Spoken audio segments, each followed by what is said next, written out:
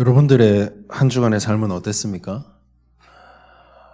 지난주 우리 말씀을 통하여서 하나님은 하나님을 사랑하는 자에게는 말씀을 주신다 했거든요. 응답을 보여주시기보다 말씀을 먼저 주신다 했어요. 그래서 여러분들이 어떤 말씀을 잡고 어떻게 살았습니까? 저는 이번 한 주간을 통하여서 하나님의 말씀의 은혜가 이만큼 크구나, 하나님의 말씀의 그 능력의 힘이 내게 이 정도구나 좀 확인할 수 있는 시간이 되었습니다. 막 거창하게 뭔가가 응답이 일어났다는 게 아니라 나에게 아주 힘든 사건이 하나가 있었어요. 근데 그 사건 속에서 그리스도의 복음을 말하고 그리스도의 복음을 믿음으로 고백하고, 제가 들은 게 복음밖에 없으니 그렇게 복음을 제가 계속해서 읊조리는데 하나도 힘이 안 되는 거예요. 신기하죠? 저는 이 자리에 서서 여러분들이 복음이 답이다라고 설명을 하는데, 제가 복음을 선포하고 복음을 제 입술로 고백하는데 힘이 하나도 안 나요. 이유가 있었어요. 제 머리와 제 생각 속에는 입술은 고백하는데 내 머리는 온통 그 사건과 그 문제 속에 다 있었어요. 이게 나중에 나를 하나 둘 잡기 시작하는데요, 제가 못 일어나겠더라고요. 그러고 나니까 모든 걸 놓고 싶었어요. 메시지도 놓고 싶고, 오늘 또 제가 목사님이 이제 출타가 있어서 2부 말씀도 전달하게 되는데, 하필 또 중요한 사명을 맡았는데 이런 문제들이 터지니까 막 다 놓고 싶은 거예요. 근데 여러분, 영적인 힘이라는 게 이때 발휘합니다. 여러분, 평안하고 하나님의 말씀 잘 따라가지고 응답이 막 넘쳐날 때는 영적인 힘이 있는지 없는지 몰라요. 평상시는 모르는데 정말 내가 위기에 왔을 때, 정말 내가 미친 듯이 쓰러질 것 같을 때, 막 도망가고 싶어질 때, 다 내려놓고 싶어질 때, 그때 영적인 힘이 발휘해요. 그때 여러분들의 평상시의 예배 생활, 평상시의 기도 생활, 평상시에 얻었던 영적인 힘이 그때 발휘된다고. 제가요, 그 무거운 몸과 생각을, 그 뇌를 가지고 하나님 앞에 서기 시작했습니다. 근데요, 하나님께서요, 월요일, 화요일 얼마 안 가서 하나님 제게 은혜를 주시는 거 있죠. 나는 하나님의 영광을 가리운 자, 나는 하나님 앞에 서지 못하는 자, 말씀을 볼 때마다 나는 이래서 안 되고 저래서 안 되던 나의 잣대가 바뀌기 시작하는 거예요. 내 안에 하나님의 말씀이 딱 들어가기 시작하니까 그때부터 말씀이 다르게 보여요. 여러분, 2부 말씀을 기억하십니까? 빌립보서 1장 3절에서 11절 말씀이었습니다. 바울이 빌립보 교회를 향하여서 편지한 내용이잖아요. 내가 너희를 위해서 눈물을 흘리며 간절히 하며 감사하며 기뻐하며 기도하는 이유가 있다. 너희가 예전부터 지금까지 복음을 위한 일에 참여하고 있기 때문 아니냐, 그렇게 얘기했어요. 제목이 우리의 생각이 말이 되고 삶이 된다 그랬잖아요. 느꼈어요. 깨달았어요. 내가 지금 어디에 생각하고 있는가, 무엇을 집중하고 있는가. 제가 올 10월에 목사 안수를 받았습니다.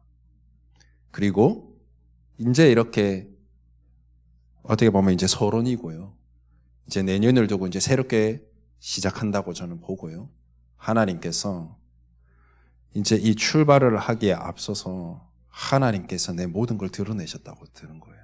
처음에는 이것 때문에 하나님 영광이 가리워지면 어떡하니 이렇게 생각했는데 아니었어요.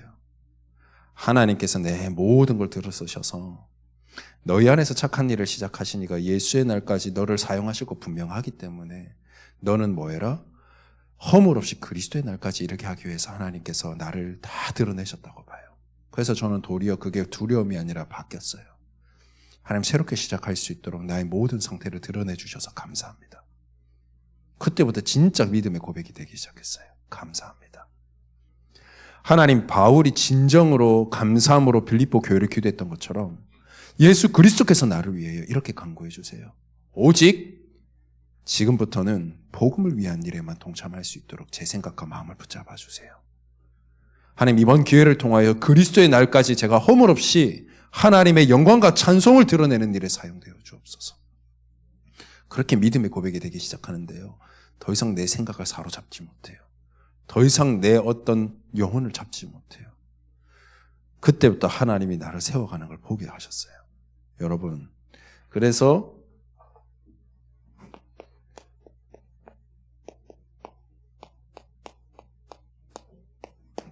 진짜 믿음의 고백이 중요합니다.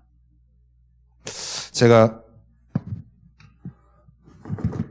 이번에 일부 메시지가 그렇게 나오고 나서 우리 몇몇 대청 렘넌트들로 인해서 후대들로 인해서 이렇게 받는 이렇게 포럼들이 들어보니까 모르겠어요. 메시지가 그래서 메시지를 통한 하나님의 응답을 주시려고 그러는지 우리 교사 선생님들의 어떤 포럼을 들으면서 우리 교사 선생님들도 연약할 수도 있거든요.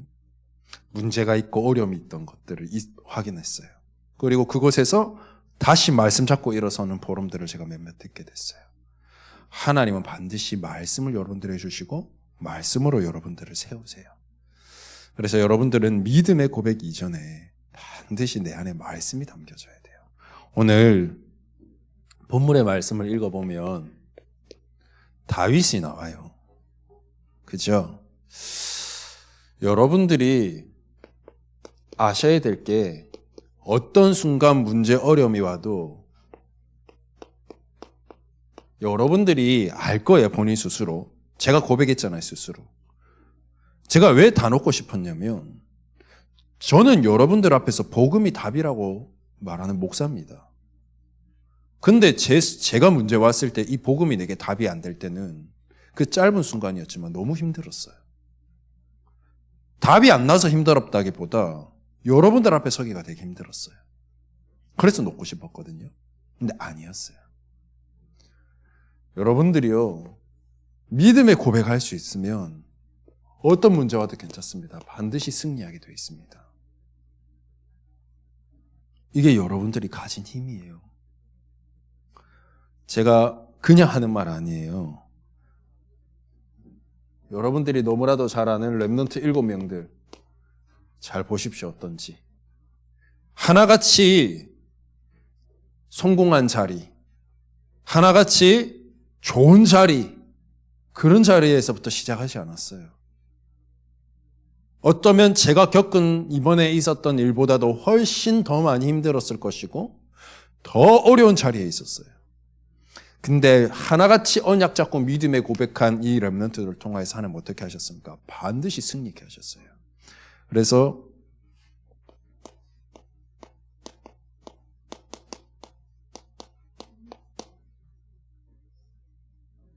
요한일서 5장 3절의 말씀에 보면 이렇게 나옵니다. 하나님을 사랑하는 것은 내 계명을 지키는 것이다. 그 말은 뭡니까? 하나님의 말씀이 내게 담겨져야 된다는 말이죠. 그러면서 이렇게 말했습니다. 세상을 이기는 승리는 이것이니 곧 우리의 믿음이다. 여러분, 믿음으로 이깁니다. 여러분들이 이 언약 잡고 렘넌트의 7명의 대열에 서시길 바래요. 오늘 다윗의 고백들을 한번 살펴보시길 바랍니다. 다윗이요, 오늘만 이렇게 고백한 게 아니고요. 다윗의 인생을 보면 전부 신학 고백이에요. 신앙 고백. 오죽하면은 시편의 많은 3분의 2가 거의 다윗의 시잖아요. 다윗이 많은 것들이 있었겠지만 다윗의 소년 시절을 보니까요. 다윗이 어릴 때 그 소년 시절에 이스라엘에 큰 문제가 왔어요. 골리앗이 쳐들어오는 거죠. 전쟁터에 나가 있는 많은 형들, 그 외에 많은 사람들이 있었는데 하나도 골리앗 앞에 서지 못했죠. 그때 평상시 영적인 힘을 얻었던 이 다윗의 고백을 잘 보십시오.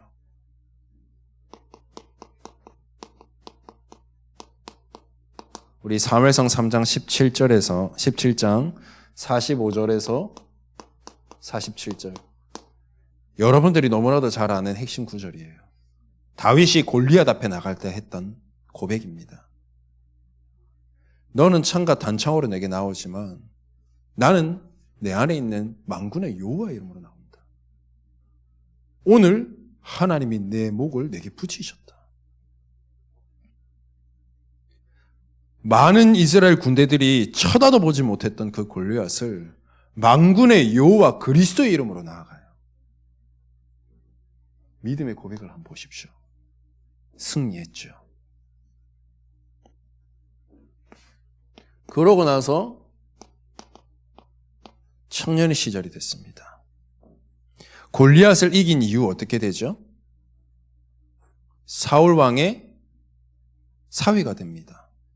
그러면서 전쟁터로 나가는데요. 막 다 이겨오는 거예요. 그러니까 어떻게 했어요? 백성들이 사울을 찬송하기보다 다윗을 더 찬송해요. 사울은 천천히면 다윗은 만만이다. 그 들은 사울에게 악령이 역사하는 거죠. 그러니까 그때부터 사위로 안 보여. 사울의 대적이 다른 나라가 아니라 사위가 돼버리는 거예요. 다켓이. 다윗을 끝까지 죽이려고 합니다. 제가 인터넷을 찾아보니까요. 저도 성경을 잘 몰라서 약 10년 가까이를 도망 다니더만요. 여러분 누군가가요. 여러분들을 죽이기 위해서 특수 부대를 만들어 가지고요. 여러분들을 10년 동안 쫓아다닌다 생각해 보세요. 어떨 것 같습니까? 네, 생각해봐요. 우리 군대 이렇게 가다 보면 그 가운데 또 특수 부대들이 좀 있잖아요. 뭐 누가 제일 센지 모르겠지만 여러분 707 하면 좀 알아주죠. 그죠? 그 대테러 제압하는 부대들인데 그런 특수 부대들이 편성돼서 여러분들 한 사람 죽이려고 그렇게 쫓아다니는데 그걸 10년 가까이 했다 생각해 보세요. 말 못하는 일이에요. 근데 하나님은요, 이 다윗을 어떻게 하는지 보세요. 다윗에게 이미 들어간 이 언약, 평상시 붙잡았던 이 언약, 이 말씀이 들어가기 시작하니까 다윗이 뭐라고 고백합니까? 여러분 너무나도 잘 아는 다윗의 고백 중에 잘 아는 고백. 여호와는 나의 목자시니 내게 부족함이 없으리로다. 이 고백이요. 편안한 궁전에 앉아가지고 한 고백이 아닙니다. 도망 다니고 있는 중에 하는 고백이에요. 이게 다윗의 믿음의 고백이었습니다. 다윗이요, 모든 걸 이기고 어린이 되고 장년이 되었어요. 모든 걸 다 할 수 있을 그때에 다윗은 뭐 하느냐? 호기호화를 누린 게 아니라 부귀영화를 누린 게 아니라 뭐 했죠? 하나님께서 어려서부터 내게 주셨던 그 언약을 그때서야 다시 한번 상기시킵니다. 그리고 실천해요. 이 성전 건축을 위한 준비. 다윗의 고백을 잘 보세요. 나는 백향목 궁에서 자는데, 그 상아로 만든 침대에서 자는데, 하나님의 말씀이 담긴 그 능력의 언약, 그 언약궤는 어디요? 저 천막에 바람 부는 데 있다. 언약이 얼마나 귀한지를 알았던 거죠.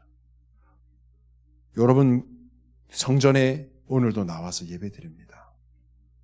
왜 중요합니까? 오늘도 제가 그 2부 말씀 때 이 부분에 대해서 잠시 말씀드리려고 하는데요. 하나님의 언약이 선포되는 곳이 교회예요. 여러분들이 교회에 올 때 많은 것들을 가지고 오겠지만 가장 중요하게 붙잡고 와야 되고 가야 되는, 다시 돌아가야 될 게 있다면 이거예요. 언약. 그래서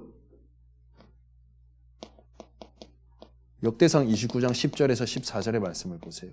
모든 준비를 마치고 한 고백입니다. 내가 한 것이 아니라 하나님이 주신 것으로 했다. 이 모든 것이 주의 손에 있다. 하나님 내게 주신 것 그거 가지고 내가 드린 것밖에 없다. 얼마나 멋있습니까? 이게 다윗의 고백이었어요. 다윗의 인생을 보면 단 한 번도 믿음의 고백하지 않은 순간이 없었어요. 혹 잘못을 했어도, 혹 실수로 하나님의 영광을 가리우는 짓을 했었어도 하나님 다윗을 쓴 이유가 있었어요. 그때마다 하나님에 엎드리고 믿음의 고백했어요. 오늘 본문의 말씀도 잘 한번 보십시오. 뭐라고 했습니까? 다 제가 읽진 않았습니다. 그렇지만 중요한 구절을 제가 뽑았다 생각하고요. 하나님의 도는 완전하다. 그 말은 뭡니까? 하나님의 도. 하나님의 도가 뭐면 구원의 길 아닙니까? 그죠? 하나님의 구원은 완전하다. 조금도 부족함이 없다. 지금도 나를 이끌어가는 하나님의 여호와의 말씀은 순수하다. 이 말은 뭡니까? 하나님의 말씀은 거짓이 없다라는 거예요. 하나님의 말씀은 어떻다고요? 거짓이 없기 때문에 반드시 하나님의 약속의 말씀은 성취된다는 거예요. 이렇게 다윗이 고백해요. 그러면서 뭐라고 합니까? 그는 자기에게 피하는 자의 방패가 되신다. 하나님이 나의 방패된다. 여호와 외에 누가 하나님이며 우리 하나님 외에 누가 반석이냐? 하나님이 나의 방패가 되고 하나님이 내가 흔들리지 않아야 될 유일한 반석이 되는 거예요. 이 하나님이 힘으로 내게 띠띠워서 뭐예요? 내 길을 완전하게 하신다. 그 하나님이 완전하신 유일한 하나님이 나의 방패가 되고 나의 반석이 될 뿐만 아니라 나를 완전히 지키시고 지금도 인도하신다. 이 고백을 언제 한 줄 아십니까? 다윗이 모든 위기와 상황으로부터 해방받고 난 이후에 한 고백이에요. 그 위기 이후 즉시 한 고백이 이 고백이에요. 나의 발을 암사하신 발같게 하시니 나를 나의 높은 곳에 세우시며 하나님이 나의 한계를 뛰어넘게 하시는 거죠. 내 손을 가르쳐 싸우게 하시니 내 팔에 노새 활을 당기도다. 도망치는데 어떻게 공격할 수 있겠습니까? 하나님이 나와 싸우신다는 말이죠. 또 주께서 주의 구원하는 방패를 내게 주시며 주의 오른손이 나를 붙들고 주의 온유함이 나를 크게 하였나이다. 하나님의 오른손이 나를 붙들어서 하나님의 말씀에만 온유하게 만들어서 그 말씀이 그 온유함으로 그 능한 오른손으로 나를 어떻게 만들었다고요? 크게 하셨다고. 여러분 온유하다가 뭔지 압니까? 우리 유일이 동생이 온유인데 말씀 앞에 엎드려지는 게 온유입니다. 내가 말씀 앞에 드려지는 게 온유예요. 그 여호와의 말씀으로 내가 크게 됐다라고 고백하는 거예요. 여러분 다윗의 고백을 잘 보세요. 이런 멋있는 믿음의 고백하니까 흔들릴 수가 없죠. 언제든지 일어설 수 있습니다. 그래서 여러분 다만 다윗이 이렇게 멋있는 고백, 믿음의 고백할 수 있었던 이유는 반드시 그 조건이 있었어요. 어떤 조건이냐냐? 우리가 믿음의 고백하기 전에 우리의 자세가 중요합니다. 어떤 자세가 중요하냐? 나를 버려야 돼요. 내 안에 내가 있는 만큼 나를 의지하지 하나님 의지 안 해요. 우리가 문제 터지면 저도 알겠더라고. 문제 딱 터지면 일단 내 생각에 잡히니까 내가 어떻게 못해. 나도 사람이거든. 나도 생각이라는 게 있고. 우리가 인정해야 돼요.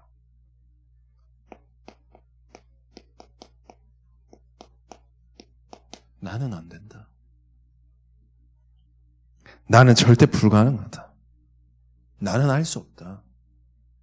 이게 인정되어져야 돼. 하나님 앞에 나아가고자 하는 자에게 있어서는 적어도 이게 있어야 돼요.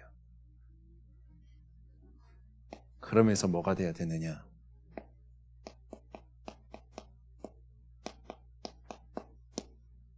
하나님만 하실 수 있다. 하나님은 지금도 나를 위해서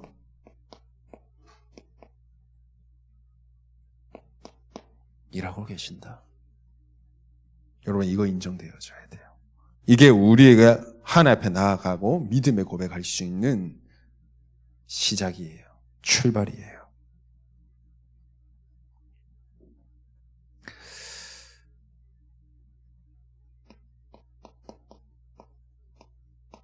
예레미야서 33장 2절의 말씀에 보면 뭐라고 나오죠?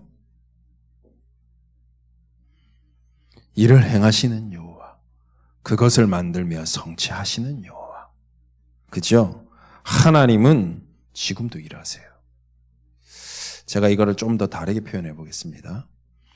여러분들이 살아가는 데 있어서 단 하루를 살더라도요, 그 하루의 모든 스케줄 속에 하나님이 역사하지 않으면 안 되는 곳이 있습니까? 제가 너무 어렵게 얘기했습니까? 단 한순간이라도 그곳에 하나님이 역사 안 해도 되는 곳이 있냐고요? 없어요.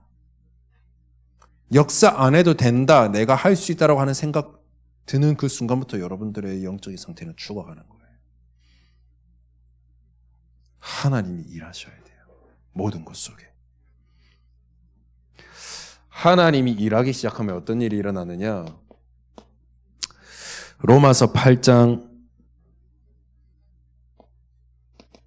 28절의 말씀에 보니까요, 하나님을 믿고 사랑하는 자에게 있어서는요, 모든 것을 합력하여서 선을 이룬다 그랬어요. 하나님이 일하기 시작하면요, 나는 문제라 생각했고, 나는 죽을 것 같이 힘들었고, 나는 이제 불가하다라고 느껴졌을 때 하나님 그 모든 것을 합력하여 뭐 한다고요? 선을 이루어요. 어떤 선이요? 복음으로 살아나는 일들이 일어나요. 안 됐다니까. 나는 힘들었다니까. 솔직히 고백하잖아요. 목사님 나도 힘들었어요. 내 의도와 상관없이 막 일어나니까. 근데 괜찮아요. 하나님의 언약의 말씀이 내게 딱 들어와서 은혜가 임하기 시작하는데 그때부터요, 거짓말같이 내 상태가 괜찮아지기 시작하는 거예요. 우리 집사람의 고백입니다. 저를 본 고백이에요. 그 힘듦이 그렇게 오래 가지 않았어요. 저는. 뭐라고 말하느냐? 당신에게는 하나님의 말씀이 임하니까 금방 일어나네. 제가 그걸 느꼈어요.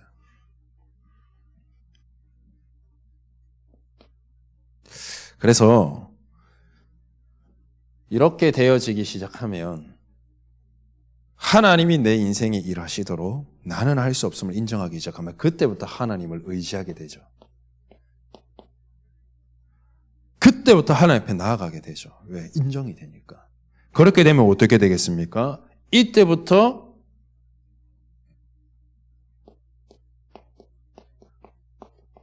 하나님의 말씀에 은혜가 내게 딱 들어오기 시작하는 겁니다. 그전에는 안 들어와요. 들은 것 많아가지고 고백은 하고 힘들 때마다 예수님 고백하는데 하나도 내게 힘이 안 된다니까. 그러니까 여러분들 입속에서 이렇게 고백되겠죠. 기도해도 안 되더라. 아니래요. 아니야. 내가 해보니까 아니야. 나도 안 되더라니까. 아니에요. 돼요. 내 안에 하나님의 말씀이 진짜로 임하기 시작하면 내가 하는 생각도요, 복음의 생각으로 바뀌어요. 내가 하는 고백도요, 그전에는 해도 그리스도 고백해도 안 되던 게 감사합니다로 바뀌어요. 그 문제가 도리요. 그 힘이 내게 생기더라니까. 하나님의 말씀을 여러분들이 하나님의 말씀으로 받아들여야 돼요. 그걸 뭐예요? 믿음으로 붙잡아야 돼요. 이게 데살로니가전서 2장 13절 말씀이에요. 사람의 말로 받지 마라. 그 말은 뭡니까? 목사님의 말씀으로 듣지 마라. 이 말도 있지만요, 내 생각대로 해석하고 내가 붙잡고 싶은 대로 붙잡으면 안 돼요. 그 내 중심으로 붙잡는 거예요. 하나님의 음성으로 붙잡아야 돼요. 그리고 그 말씀을 언약으로 믿음으로 붙잡을 때 그때 하나님의 말씀이 여러분들에게 능력으로 나타나기 시작해요. 그래서 여러분 뭐가 중요하냐? 제가 늘 얘기합니다. 강단의 말씀. 여러분, 이 강단의 말씀을 통해서 여러분들이 모든 답이 나야 돼요. 여러분들은 한 주를 살아가는 데의 첫 시작이 주일이잖아요. 주일을 통해서 하나님이 주시는 그 말씀으로 여러분 한 주를 살아가는 거예요. 근데 오늘 그랬습니다. 뭐라고요? 30절에 주의 도는 완전하고 하나님의 말씀은 순수하고 거짓이 없어요. 반드시 성취돼요. 여러분들에게 꼭 필요한 말씀을 강단을 통해서 여러분들에게 선포하고 있어요. 이 말씀을 가지고 여러분 뭐 합니까? 내 삶 속에 기도로 연결돼야 돼요. 여러분들이 그래서 사실은요, 강단의 말씀을 통하여서는요, 반드시 내게 말씀하시는 언약이 분명히 나와야 되고요. 여기 평상시 내 삶 속에서는요, 이 언약이 내 안에 늘 담겨지도록 늘 기도 속에 있어야 돼요. 이거 정말 중요합니다. 오죽하면 하나님께서 에베소서 6장 18절의 말씀에 성령 안에서 항상 깨어서 기도하라 그래요. 여러분, 기도하지 않으면서 되어지는 기도 그거 바라지 마세요.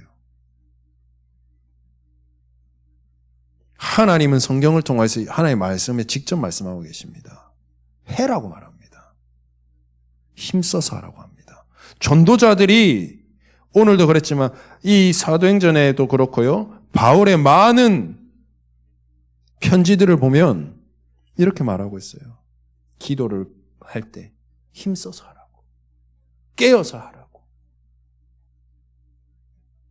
여러분, 기도해야 돼요. 이 기도가 뭐냐? 하나님이 강단을 통해서 여러분들에게 선포하는 그 언약의 말씀을 내 삶 속에 누려지도록 하는 유일한 하나님 주신 방법이 기도밖에 없어요. 여러분, 기도하지 않고는 하나님이 말씀이 내 안의 삶 속에서 이루어져 가는 것, 성취되어져 가는 것, 하나님이 말씀을 통해서 여러분들에게 일하고 계신 것 확인할 수가 없어요. 여러분, 성경에 보세요. 단 한 번이라도 기도하지 말라는 성구가 있는가? 없어요. 하나님 기도하길 원하세요.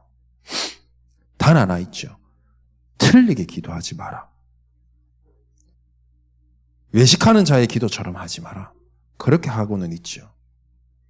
그 외에는 기도하지 말라는 곳이 하나도 없어요.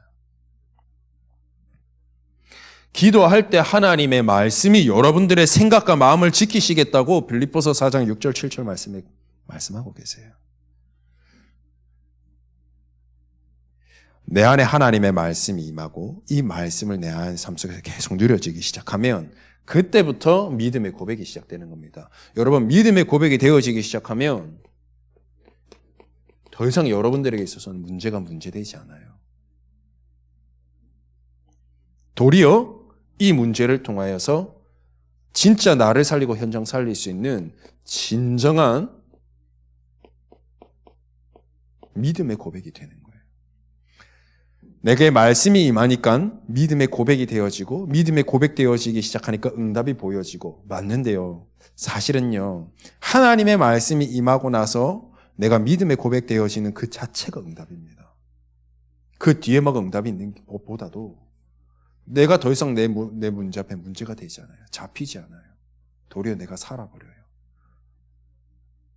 그 믿음의 고백을 할 수 있는 나의 영적인 상태가 최고의 응답입니다. 여러분, 이 축복 누리길 바랍니다. 그래서 여러분들이 뭐가 있어야 되냐? 그 시간이 필요해요. 어떤 시간? 하나님의 말씀이 내 안에 담겨질 수 있는 그 시간. 여러분들에게 조금 이번에 제가 이렇게 하고 보니까 정말 여러분들의 진실되게 이렇게 어쩌면 좀 더 강하게 얘기하고 싶은 게 있다면 절대 대충 하지 마세요. 내가 한 문장을 붙잡든 내가 한 말씀을 붙잡든 여러분 스스로가 알아요. 이게 정말 내 말씀이면요. 그 어떤 것보다도요. 행복하고 감사해요. 그 여러분 자신이 알 거예요. 내가 억지로 붙잡은 말씀이면요. 붙잡으면서도 찝찝할 거예요. 아무 힘도 안 되고 감동도 없을 거예요. 근데 이 말씀이 진짜 하나님 내게 허락된 말씀이라고 여러분 깨달아지면 정말 힘나요. 모르겠어요. 정말 행복해요. 그리고 평안해요. 그리고 진짜 감사되어져요. 그래서 말씀을 대충 붙잡지 말라는 거예요. 그 시간이 내게 필요해요. 이거 할 수 있는 그 시간이. 하나님의 말씀이 내게 임하기 시작하는 그 시간이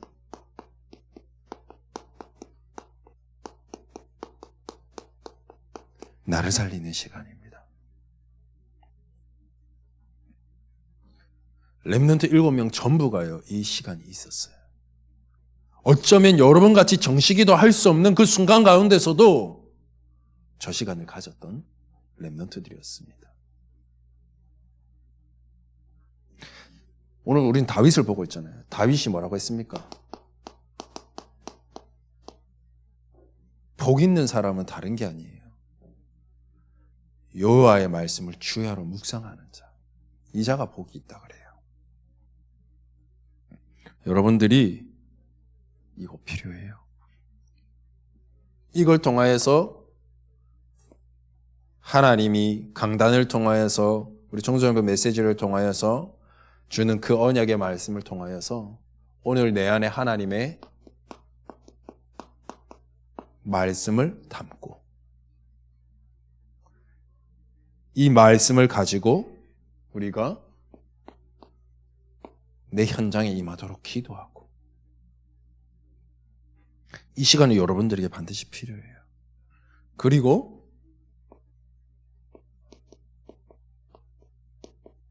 또 나를 점검하고 나의 영적인 상태들을 필요합니다. 하나님께서